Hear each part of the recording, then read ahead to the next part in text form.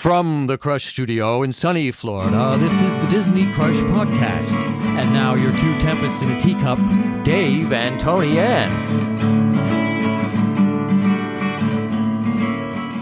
On this week's The Disney Crush Podcast, Disney's released discounts out the wazoo. What is going on at Walt Disney World?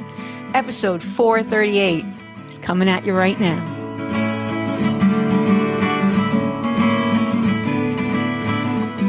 I'd like to make a public service announcement that Hanover Fist had nothing to do with this. I'm in contact with him, and he's on vacation. And he said he got back and he said, "What in the hell is going on?" Yeah. Who okayed this? This is not a good look for old Josh. Well, I don't know. What do you think, Tony Ann? I mean, is it really? I don't know. It makes me think that they don't have that many rooms booked this summer. Because they're trying to get people there this summer. And they just dropped a big Disney Plus discount too. Mm-hmm. For like people who have Disney Plus subscribers. They getting like Animal Kingdom Lodge, Savannah View for less than $400 a night. Ooh, that's unheard of. It's like $374 or something. Well, with I was Savannah View. I mean, a regular room. That's usually what their regular rooms, when they're on sale, go for. Yeah, I was talking. But I've never seen. I mean, back in 2005, maybe I saw it for less than $400, but not in recent years. Yeah, me and Veronica were talking before the show, and she brought up the gas prices. You think maybe it's because of the gas prices? Maybe people aren't driving or they just can't afford the trip this year. Oh, I said that was a great point, honey. That, you might be right. Might be. I mean, the airlines. She's the wisest person. Oh, she is kind of, sort of. Yeah. Magical Express just added $3% surcharge to their bus from the airport to the resorts. Did you hear that? I can't hear what she said. No. Come here and say it closer to the mic, honey, so people can hear you. Magical Express just started charging 3% now from the Orlando to the resorts for a gas surcharge. Oh, Mears, they increased Mears increased their 3%. Their prices Mears. for the Mears Connect. Yeah. Mm-hmm. So that maybe they're trying to get ahead of that. I don't know. But I mean, they're giving away dining and rooms and discounts. I know, discounts. Disney dropped all these discounts. There are currently 26 offers on the Disney discount page. So we're going to talk about some of them. But yesterday was very interesting because we saw a discount we'd never seen before. Well, not in recent years anyway. In the past, Disney's offered half-day tickets to convention goers. If you're at a convention, you can buy an after 1 o'clock ticket or an after 5 o'clock ticket at a discounted rate. But yesterday, they started selling a ticket to the general public that is a after 2 p.m. ticket, and it's going to be sold. It's being for dates between May 26th and June 29th, 2026. And they say it starts at $117 a day. Now, it uses the scale pricing that the regular Disney tickets use. So some days are $125 and some days are $137. I think it was very, very few days that were $117 when I looked. But it's not a 1-day ticket. You have to buy a 2 or 3 day ticket. So that's something you need to know. And I did some math. You want to hear the math I did? Dan? Yeah, give us your math. Math's always good. A 3-day after 2 ticket starting on June 4th is $126 a day for a total of $375.49. So you can't get into the park until after 2, and you're giving them $375.49. Now, a regular 3-day ticket, an all-day 3-day ticket, is $167 a day, which is a savings of no, $41. And the ticket is $565. No, I'm sorry, $500.65. Yeah, $500.65 versus $375.49. And that is a savings of, I didn't do this math, $125.16. It's a savings of $125.16 over 3 days. So I figured out what the percentage is. It's a 25% savings when you buy this ticket. This ticket is a 25% savings over a regular ticket. But you have to think, if the parks are open 9 to 9, you're getting 7 hours in the park versus 12. So you're getting a little bit more than 50% of the park day, but you're only saving 25% financially. So, yeah, it doesn't your math isn't fuzzy. It's right on the mark. So it's not fuzzy math. No, I did the math. Yeah, it's good math. Yeah, I don't think it's that great a savings. And Veronica even said, we were talking about it before the show, and she said, if they offered it at like $50 or $75, then maybe that is more that sounds like a good deal. Mm-hmm. I mean, I'm trying to figure out who this ticket's for. I guess if you had a big family and your tickets were going to be crazy expensive. Like I think about the Austins, they're a family of 6 and their kids love the pool. So maybe they could find a savings in that. If the kids if they're at the pool in the morning and they go have a character breakfast and, this has been going on a while. So maybe, just maybe Disney's starting to feel their breaking point. They're starting to feel, we're starting to feel their breaking point as visitors to the parks. We're feeling it and they're seeing it in their numbers and they're like, whoa, we got to pull the reins. We got to do something here because now they're coming into summer. Yeah. And summer's usually a pretty big time for them. Yeah. Because everybody's out of school. It was very telling after COVID when they changed the annual passes, the blockout dates for like our pass. We used to be blocked out all summer, like from like right before Memorial Day. No, right after Memorial Day weekend. Because we always went for Dominic's birthday, which is his birthday's June 3rd. And then like the following week, like the 7th or the 11th, every year it differed a little bit. The second week in June started the blockout and it didn't end until the third week in August when the kids in Florida all went back to school. So now we don't have any blockout in the summer except for 4th of July weekend, 3 days. So that tells me that people don't travel the way they used to, first of all. And second, this particular summer, it looks like maybe Disney's losing some business. Veronica mentioned gas prices, maybe. I don't know if Epic is taking some business away from them. Yeah, that's a possibility too that we didn't even introduce into this conversation. Mm-hmm. But that is possible. They're currently giving Florida residents who want to buy an annual pass, they're letting them do $99 down instead of, it used to be a day pass. You had to pay for 1 day ticket.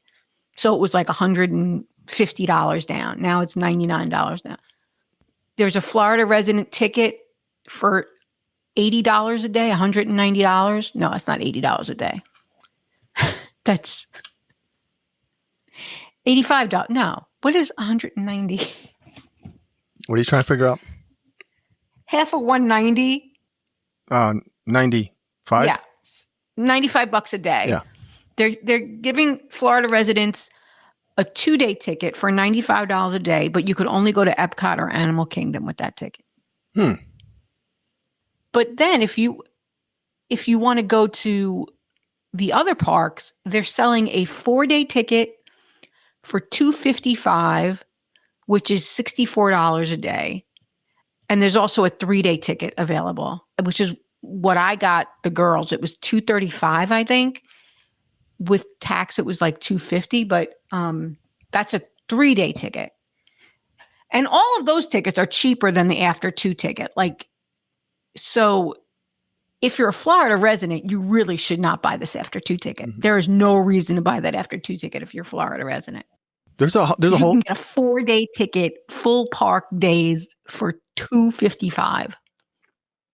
And that ticket was what, $375? So yeah. I think after the great unpleasantness, they just squeezed us, and then with the added cost of the rides and all that they might have hit the wall, and now they're with the gas prices and everything, just it's like a perfect storm now. It's like or an unperfect storm for them, and they're starting to feel the squeeze. They're like, we got to do something. Because they're it could be free also dining. It could be also that a lot of the annual pass holders are doing things like we're doing. Like maybe we'll just kind of put a pause on it for a while and then maybe go back. We're not going to jump on it right away. Actually, I have 2 friends, out-of-state pass holders, who told me that they are probably not renewing next year. Yeah, I think that could be a big one too. I mean, this is the first time we've done this in how many years? 10 years? We never even thought about it. We just automatically renew. This year we're like, you know what? Maybe we'll just take a pause. I mean, because what happens a lot of times is we might not get to the park this month in April. And then maybe we might be halfway into May. So why pay for it if we're not going? You know, they had us scared after the pandemic that we had to get them. We had to get them because we not be able to, but now that's gone. So now we don't feel that. How much is the savings if you renew? I don't know what the savings on a renewal is anymore versus just buying a new ticket. Oh, I'm not logged in. I'm due for renewal, so I can look. Hey, and this is going to push us to go to Disney Springs more because we've been putting it off for so long. So this will force us now. No, maybe we won't renew. Let's go over there this weekend. Just wait, and let's just go to Disney Springs instead, and maybe hit some of the resorts. Well, don't go this weekend. This weekend's Easter. Oh, well, no, we won't. We're not. We have things going on. Yeah, but I'm sorry. I'm just looking up what the discount actually is on a renewal, and my computer's being stupid slow. Tony Ann's plans and tickets, and she's spinning. It's the Disney website, is what it is. Tickets. It's spending all that cash you're getting ready to spend. Yeah, that's what it's doing. They just got it muted, but it actually sounds like this. Ching, ching, ching, ching. Here, renew pass. I got it. Took me right. If I had gone the app, usually the app is the worst, but the app went there faster than the website. Renew your annual pass. Existing pass holders in their renewal window can save up to $250. So for our pass, we save $120 if we renew either 60 days before up to 30 days after we expire. Incredipass holders save $250 when they renew in the renewal window. So you're saving, what'd I say, $125? Yeah. So how much is it? Let me see how much a Pirate Pass is right now. Oh my God, Dave, when you look at it like that, do you know how much a Pirate Pass is up to? How much did it increase? If I told Rich, he'd kill me. Really? Well, maybe it can feel better now. Maybe I will just spend most of my time at Disney Springs. Go ahead. When I first started going, it was called a Silver Pass, and it was like $199. You know how much it is now? Hit me. $869. Say that again. $869 plus tax. Wow. Yeah. So let's break it down. Let's just say 1,000. Okay. So you're saving $125 if you renew. So yeah, it's $68 monthly for a Florida residence. Incredipass, $1,629. And the Sorcerer Pass, which every once in a while I dabble with renewing to Sorcerer, is $1,099. Yeah, you almost be better off just doing that one. That way you're not blocked out. Without the blockouts. Yeah, it's just blocked out Christmas. That's the Sorcerer Pass blockout dates. I think it's just Christmas and Thanksgiving, maybe. There's no blockouts until Thanksgiving and it's Thanksgiving and Christmas, which I don't go that week anyway. So No, we don't. Either. We do not either. Mm-hmm. So maybe I'll do that. I don't know, because I have to renew soon. I don't know, Dave. But these discounts that they're given, I'm sorry, they are given free dining, which is never free. Let me just tell you that. From June 28th to October 3rd, then it picks up again on October 19th to October 31st, and then it picks up December 6th to December 21st. So there's 3 really big windows that you can get free dining. Keeping in mind, though, that with free dining, there are ticket requirements. I think you have to buy a hopper for a certain number of days.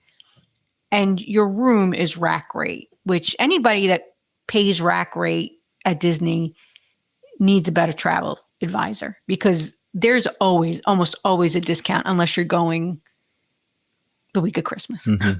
So that's just fuzzy math. See, they're just trying to get you, and you're not saving any money. You're actually probably spending more money. No, free dining isn't free. No. The dining plan.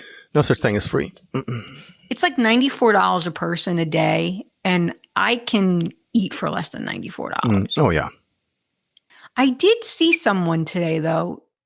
They were doing a beat the dining plan, and they went to Regal Eagle, and they had the quick service dining plan, and the meal they got was like $18, and the drink they got was $17.50.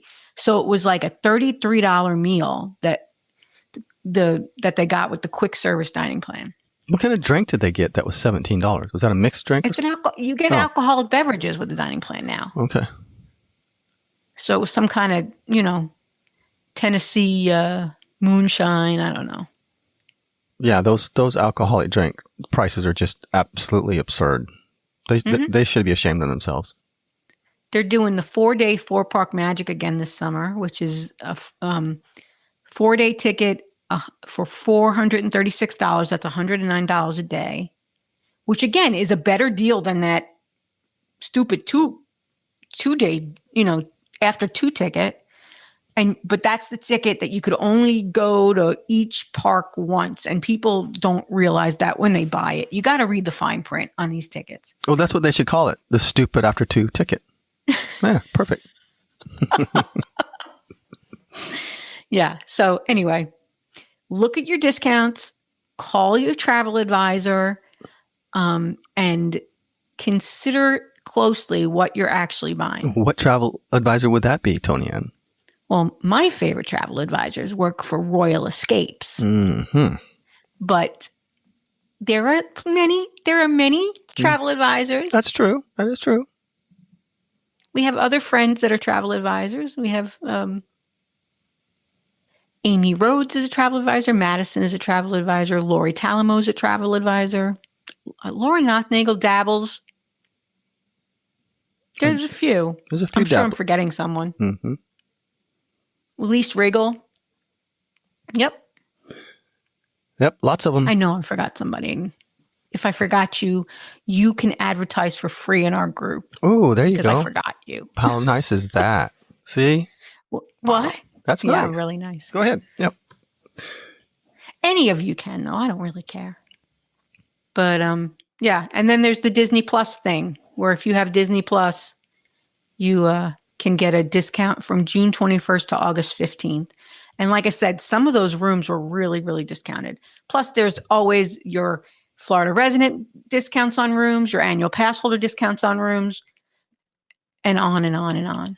So I usually find the annual pass holder discount to be better than most of the other ones. I think yeah, very limited in the rooms. So what are you thinking? You thinking that Josh is worried? I think he's got to pay for all those upgrades in the parks they're doing. So they're trying to figure out something to do. I mean, it could be a combination of everything. It could be the upgrades. It could be that they've squeezed so hard that now people are backing off a little bit, and the gas prices, and the world's in a little bit of chaos right now, and people probably aren't traveling as much, and they're starting to feel it. Because, we don't, there's behind the scenes, there's a whole lot going on that we're not privy to. Right. And it doesn't take much with a huge company like that to start seeing these numbers going down. But they just squeezed so hard after. I mean, everybody did, but they squeezed so hard after the pandemic. I mean, they really did. And, some of it I understand. It was supply and demand, and there were issues, and I get all that. But then after a while, it's like, I think people just got a little greedy. They're like, okay, well, we could probably drop our prices, but we've been making it and they're paying it. It's like anything. If I started a business and let's just say I produced X and, I charged $50 for X and I was completely sold out every day and people it was on back order. Well, guess what I would probably do? I'd probably start raising my price. Raise the price. I'd probably start raising my price because I know they want it. And then I'd keep raising my price until I squeezed so much that people stopped buying it anymore and I didn't have any more back orders. And I'm like, okay, I better back off. And I think that's what's happening with Disney. They've got a little greedy. And I understand with the supply and demand, the food prices, it all comes together. But I think that's what happens. A lot of times these companies just get a little greedy. We talked about the difference in what I used to pay for an annual pass. And that was 15 years ago. Let's be honest. But $199 versus $869 is a big difference. Yeah. And I remember the days when I used to get flyers in the mail. Florida residents, come to Disney's All-Star Resorts for $39 a night. Sometimes it went $39, then it went $49, then it went $69, and now it's like $189 to stay at All-Stars. So, and who would have thought difference. If you would have said that 2 years ago, you'd have said there's no way. No, there's no. Right. Nah. Because with tax, it's over $200 to stay at All Stars. So, and I think the people that bought DVC 15 years ago are laughing at us because they were the smart ones. Well, yeah. I mean, it depends on when you get in, right? In 1982, a one-day ticket to Disney World cost, Tony Ann, $15. All right. Adjusted for inflation, that would be about $50 today. What was it in 1980? A one-day ticket to Disney World cost $15. That can't be right. That can't be right. In what year? 82. Today, on peak days, you can pay over $100 for the same one-day ticket. Well, yeah. Hang on a second. I got to see if this is true or not. It might be. I went in the 1980s, and I can't see my father paying. How much was a ticket to Disney in 1982? In 1982, a one-day, one-park adult ticket to Walt Disney World, Magic Kingdom, or the newly opened Epcot Center cost $15. Child tickets were approximately $12, and a 3-day passport was $35, Tony Ann. This price reflected a significant increase from 1981. Woo, an increase, which was the last year tickets were under $10. Oh my God, I can't believe it. Because that's when we went. We went in 1981, right before Epcot opened. They were building Epcot. I'm sorry, I dropped my microphone. You didn't want, can I just tell you something? So my parents paid $9 to come in 1981. That's bananas. Hanover just sent me that, by the way. Yeah, I bet. That's really like mind blowing. And so with inflation, that would be how much? $50 today? Yep, would be $50 today.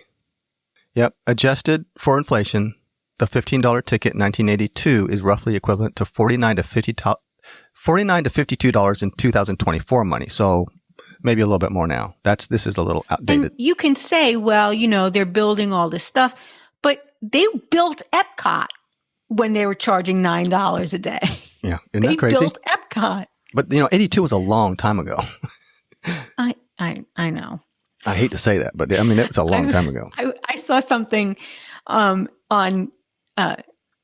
TikTok the other day that was like 1986 is the same from 2026 back to 1986 is the same distance as 1986 was from 1946. And that kind of blows your mind because when I was a teenager, I thought the 40s were a million years ago.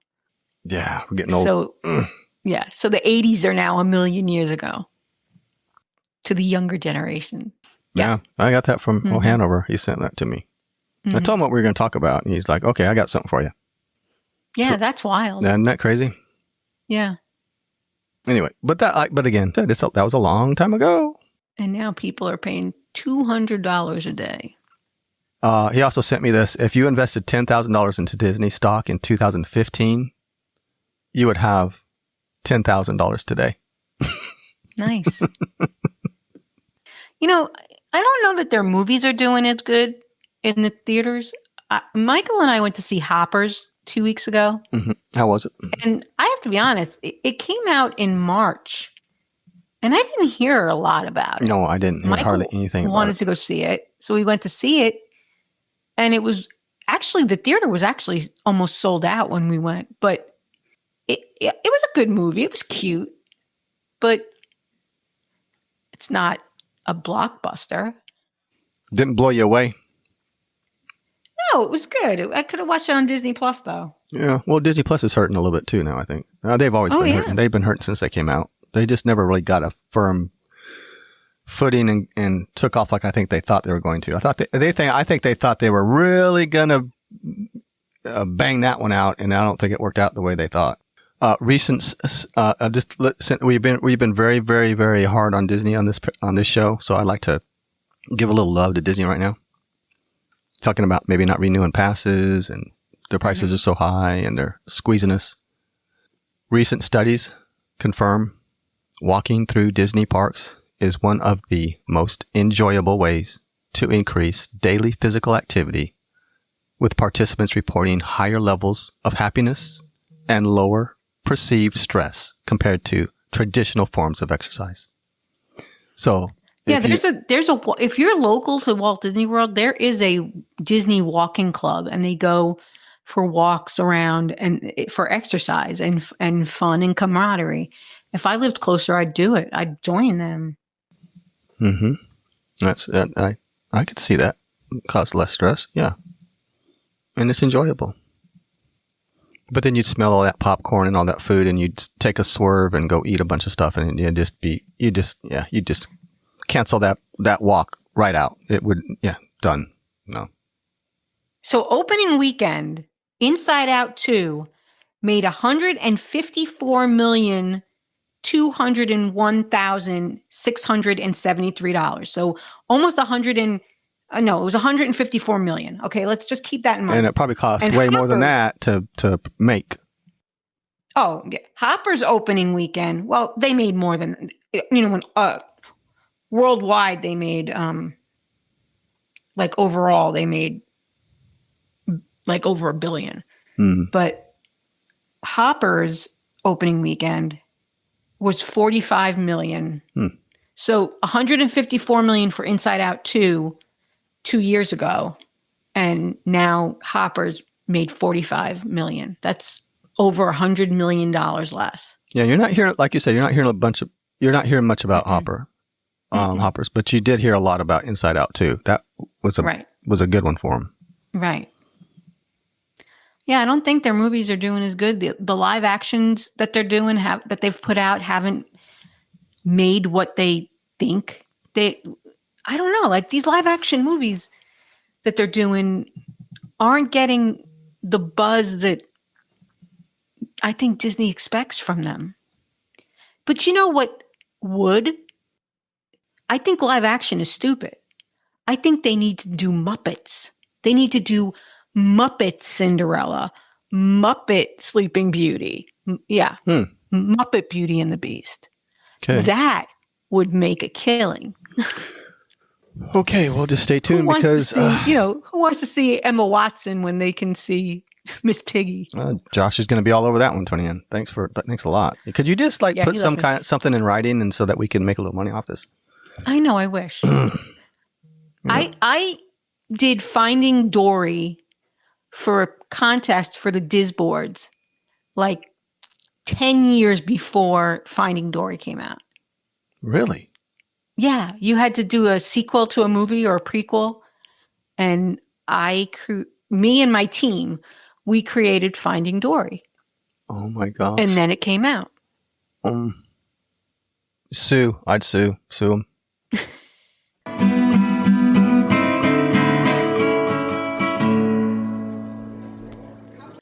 So in other news, David, speaking of trying to get people there for the summer, today Disney announced the Cool Kids Summer will start in, I guess, Memorial Day weekend and end July 31st.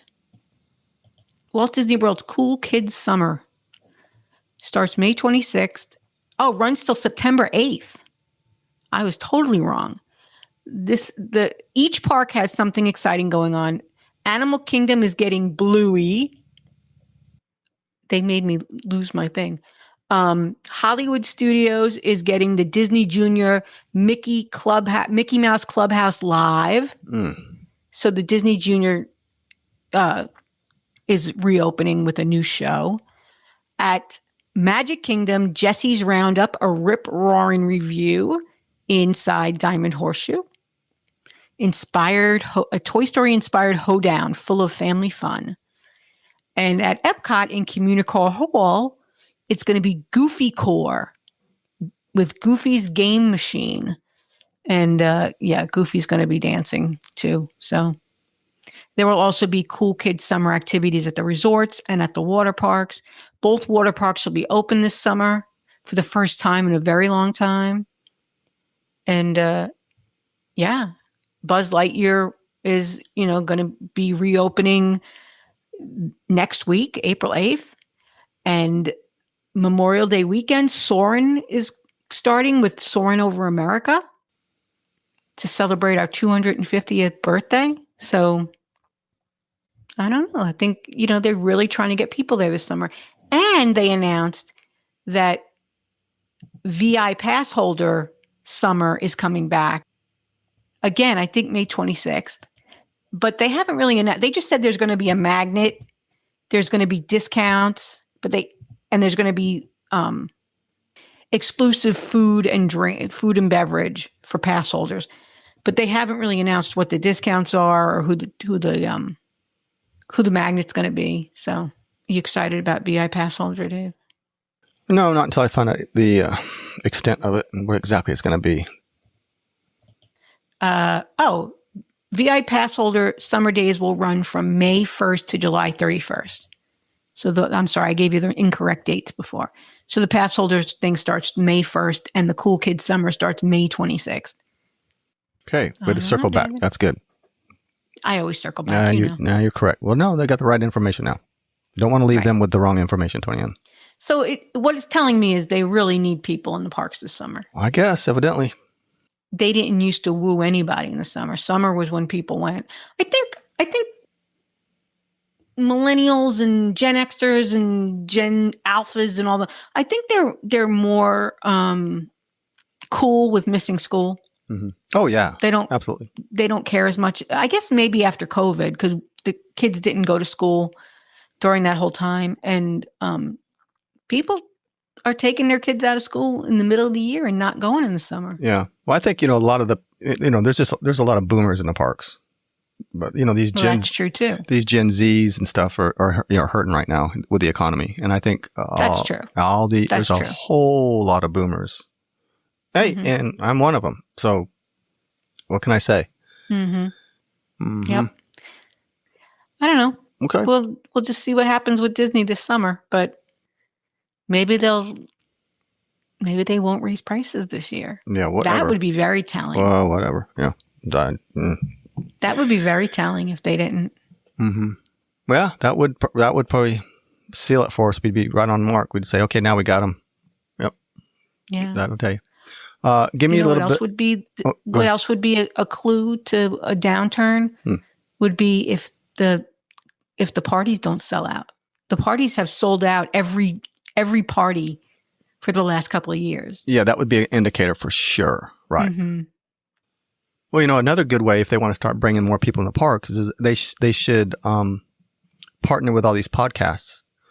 Oh, yes. And have podcast days and do a little bit more. Because there are thousands, and I've talked about this before on the show, there are thousands and thousands and thousands of podcasters and vloggers and... Well, there used to be a big podcast convention. I forget what it was called.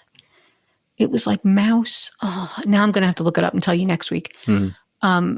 There was a big podcast convention back in the day. That used to happen every year at Disney. And it wasn't just podcasts. It was social media at that time, which was like All Ears had their website. Deb had, she had all the menus, the All Ears website, and the Diz Unplugged. It wasn't even the Diz Unplugged yet. They were just Diz boards, but they used to have this big convention with all these.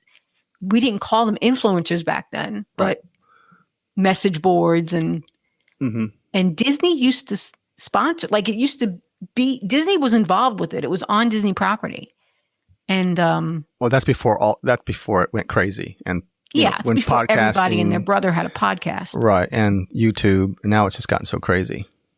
Mm-hmm. But even if you took like the top 25% and just did something for them, which we're in. Hello. Oh, well, there you go. I'm just saying, I'm not trying to be full of ourselves, but I'm just saying, just if you did that, then do something. It would help them. If they search budget tennis. Mm-hmm. Yeah. We're number 4. There you go. Yeah. Oh my goodness. So we'll have to see what happens. Josh needs to turn this ship around. Mm-hmm. Oh, he's the captain. We'll see what he can do. Yep. He's the captain. Mm-hmm. All right, Tony Ann, give me a little bit of that music you had there tonight. Oh, okay. Was that it? Mm-hmm. This is Disney Useless Facts. Jeffrey Katzenberg largely founded DreamWorks in 1994 as an act of revenge after being fired from Disney by CEO Michael Eisner. Aiming to create a competitor that would outshine his former employer, the studio, co-founded with Steven Spielberg and David Geffen, specifically targeted Disney's fairy tale formula through films like Shrek, which mocked Disney's style. Key aspects of the revenge included Katzenberg was denied the role of president and abruptly fired, which he took as a deep personal offense. So that's why he did Shrek. He did it as a diss, Tony Ann, in 2001. That was a great movie, by the way. He used it to challenge Disney style tropes, and with a character, Lord Farquaad, allegedly modeled to resemble Disney's CEO, Michael Eisner. Oh, this is great.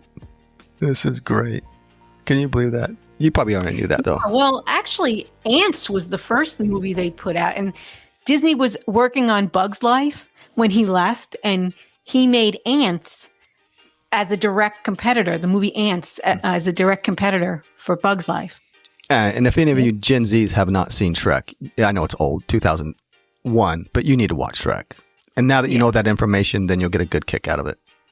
Yeah. Yeah. There's a whole, if you ever watch the movie Waking Sleeping Beauty, was that the name of it? It's a documentary about the renaissance of the Disney movies in the 90s. And they talk a little bit about that when Katzenberg left. Mm-hmm. So. Well, there's your useless facts. Yeah. Yep. The new segment on the Disney Crush podcast. We're here to help. We're here to make you informed and give you useless facts, Tony. And that's what we want. And circle back. And get off the tracks. Off the rails and all that good stuff. All right, Tony Ann. Well, anything else? All right, Dave. I didn't know Lord Farquaad was based on Michael Eisner, though. No, I didn't either. I saw that and I laughed out loud because I'm like, yeah, that makes sense now. Kind of. Kind of makes sense. See, there you go. Mock right, me if you will. David. Mock me if you will. But Disney Useless Facts could be a front runner, just like the good, and bad, and ugly of Facebook. You never know. I think so. Okay. All right, Tony Ann. Well, that was fun. And I guess that's going to do it for this week's Disney Crush podcast. So we will see you guys next week. Right Bye. here. Same place, same time. Unless, of course, decide not to do it. Then maybe we won't show up. I'm going to stop recording now. Okay. Before I say too much. I think